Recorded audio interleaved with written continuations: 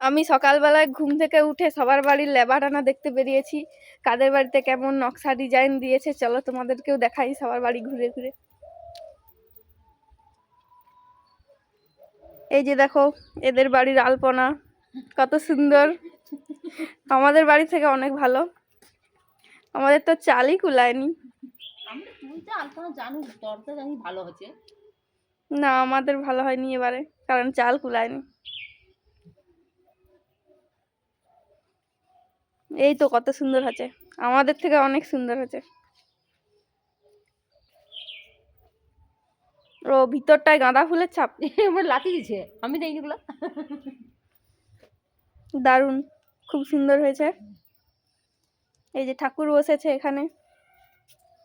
মোর এই গোলটা এত ছোট হয়েছে, এই আলপনাটা দিবার পর আমি ভাবছি ধারে এইটা ধারটা মেঁধে দেবো, দিতে গেলে এত সে আঁকার জায়গা থাকবে না।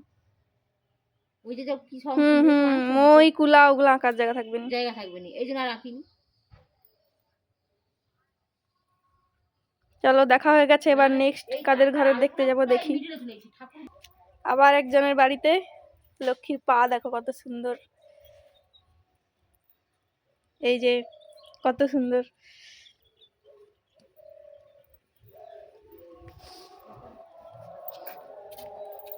আমাদের বাড়িতে তো সবাই দেখেছো, এই যে আমাদের বাড়িতে এরকম,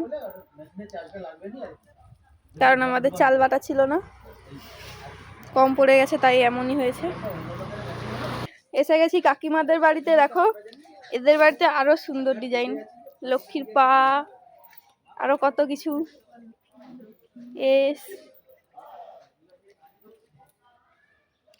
এই যে দুটা লক্ষ্মীর এদের ঘরে দু রকম পা, তাই জন্য এই যে এদিকে একরকম পা আর এদিকে একরকম পা।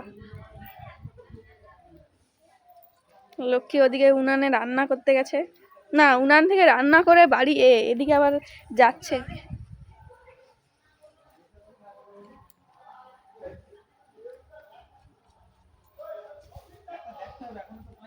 তারপর এই যে বুড়ামাদের বাড়িতে, যাদের বাড়িতে যে বিস্কুট দেওয়া রয়েছে, তাদের বাড়ির এই বিস্কুটের পাশ থেকে মা লক্ষ্মীর পা গিয়েছে, মা লক্ষ্মী গিয়েছে পুজো নিতে। এই যে নকশা ডিজাইন ঠাকুমাদের শুনে শুনে আমারও নকশাকে নস্কা হয়ে যাচ্ছে। হরি মন্দিরে নকশা দেওয়া।